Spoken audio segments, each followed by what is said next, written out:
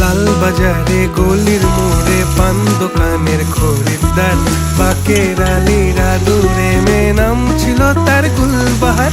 লাল বাজারে গলির মোড়ে পান দোকানের খরিদ্দার, বাকে